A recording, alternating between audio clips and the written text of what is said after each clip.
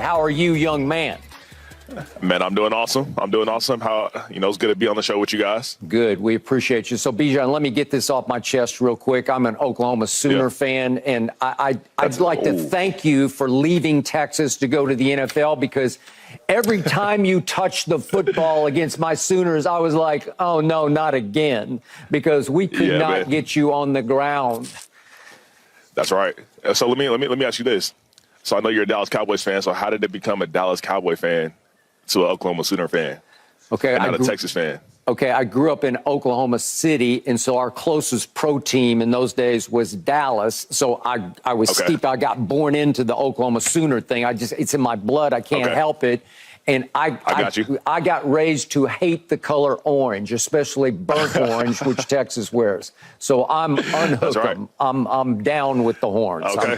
Forgive me for that. Yeah. Okay. That sounds like fighting words. Yeah, it was. But I respect them. I just hate them. But that's just me. So, Bijan, Bijan, you got a new head coach in Raheem Morris, somebody that I know very, very well. When you heard the news that Raheem was going to be the coach opposed to the rumors of a Bill Belichick, where did your mind go at that point in time? Yeah, so like when I heard Raheem was going to be the coach, it was excitement because, I know that him and Coach Sark are best friends. So Coach Sark was telling me, like, man, you hit the pinpoint with this hire. And I kind of knew of Raheem a little bit, and I knew his energy and, what he brought to a culture, and how all his players, really talk highly of him and really love him. But I think the thing that stood out to me off the bat was, I think 15 minutes after he got hired, or after it was announced, I asked for his number from our GM, Terry Fontenot, and I put his number in my phone, and literally his contact popped up for a FaceTime. Like he FaceTimed me right then and there. So when I saw that call, and when we started talking, it was pretty awesome for sure. Oh, that's cool. So, Bijan, we're both big Raheem fans, but was there even a little tiny part of you that wanted to see what it would be like to play for the great Bill Belichick? Did you think about it? Yeah. So that's who I was expecting we were going to hire. Yeah. Like, I thought it was going to be Bill Belichick. I mean, obviously he's the greatest coach of all time. So, for me, and I'm always used to the coaches that are strictly business and want to win, right away, and it'll be tough on you, but that's just what you got to have to handle. So I'm used to that, and I was definitely prepared to have him come as well. You had a phenomenal rookie season. You had about 1,500 all-purpose yards, which is, it's hard to do as a rookie, because you got to learn. You got to know first of all, you got to know how to get to the building to begin with. That's number one. You just got to know how to get from your apartment, your house, to the facility. True. Yep. What did you improve on your rookie season when you came from Texas? Remember, me, you and I, we talked about something that you need to improve on. What was that one thing? I think for me, it was definitely, being patient, not just on the field, but, in the locker room, around the facility, because, for me, I always want things to happen like right now. And I always want things, to get off the ground now. But I knew that, I had to stay patient in my learning, and how I learn, with, being on the field, being around NFL players, asking vets how they take care of their body and how I need to take care of my body throughout a long season. So, for me, that's really what it was. And I knew that, obviously God had a plan for me throughout this whole season, and I had to, stick with him on that and just stay ready for that. But, as my time as my time grew throughout the season, that's when I started to feel more comfortable on the field, and that's when I started to know that, I could play this game, just as effectively as I could play it in college. So that's kind of what I had to learn a lot of throughout the season, is just making sure I'm always, ready to go for the opportunities. So would you say it was harder than you thought it would be? At first, it was definitely a different process, because, I think the difference between college and NFL is, the speed is kind of similar, but, dudes are smarter in this league, and they don't really make mistakes too often. So, I had to add a lot of different things in my bag, from trying to make defenders miss, or those split decisions on what I need to do and how I need to create the contact to make those big plays. So I wouldn't say it's that much of a difference, but it was definitely a difference that you have to get used to throughout the season. What about in terms of protection calls and blitz pickup? Did you improve on that?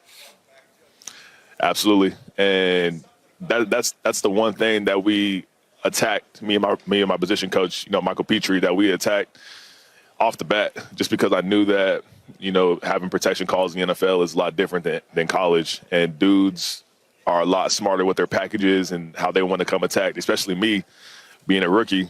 They're going to try to attack me right away. So that's definitely the one thing that I had to improve on, and I felt that I drastically improved on that throughout the season, and got way more comfortable as time was going on. So when you watch Christian McCaffrey run or catch the football, what do you see?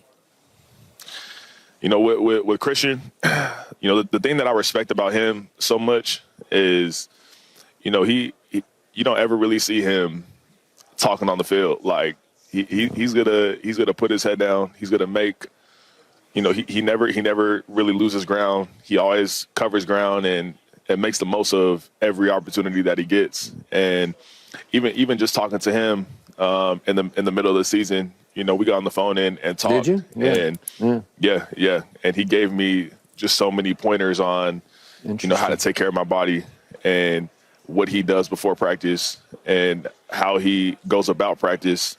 Because, obviously people see what he does on Sundays, but he said, he practices really hard. And, he tires himself out at practice, which I pride on doing. But hearing that from him and seeing what he does on Sundays, it's pretty cool how he prepares and how he gets himself together for those games. But I think that dude is the best running back in the NFL for a reason. And obviously I'm trying to, one day get on that trajectory as well. I know you're young, but you're not oblivious to where you're at. You're at the Super Bowl. You're young. You're at the Super Bowl. What is it that the Atlanta Falcons as a team need to do to be in the Super Bowl next year in New Orleans, opposed to you just sitting there doing interviews? Yeah, so for me, I feel that we have a Super Bowl caliber team. We have all the pieces that we need. And, with Coach Raheem coming in and all the coaching staff that he brought in, I feel that was the change that was definitely needed for this team. And, I feel like all we got to do is just, obviously keep playing for each other and keep growing together as a team, but just staying consistent week to week and not having a great week here. And the next week, we're trying to fight for a win that game. Because most of our losses this year were only by 3 points, 2 points, at the last second of the game. And I know when we get over that hump, then we'll be the most dominant team in the NFL. So I feel like just staying consistent is definitely the key of what we need to do to be here at this position next year. Yeah. So give us a real quick pick on who wins this game.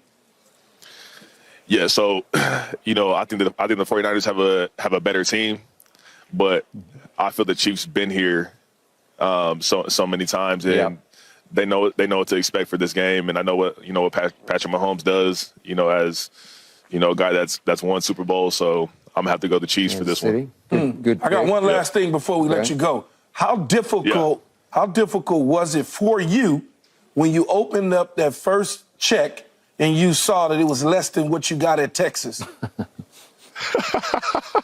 It was definitely like, man, this is a little different. A little different. A lot of money. Just make sure I pay these ties. But that was a little different for me. So Bijan, wind it up. Tell us what you're doing with Courtyard. Yeah. So I'm partnering with Courtyard, and it's pretty cool. So they turned the NFL suite at the stadium into a hotel room. And they did it for these big time football fans, Jametta and Chance. And last week I got to go meet them at the room which was pretty amazing. Like, they have a all access view of the whole stadium. But I think it's pretty cool that what Courtyard's doing. You know, they're really passionate about the fans, and, you know, they want to, you know, make the fan experience, you know, one that they can never forget.